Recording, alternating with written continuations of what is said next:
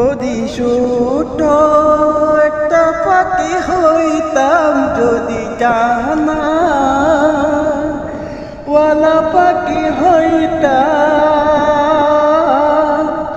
একটা উড়াল দিয়া আমি মদিনায় যাইতাম, একটা উড়াল দিয়া আমি মদিনায় যাইতাম।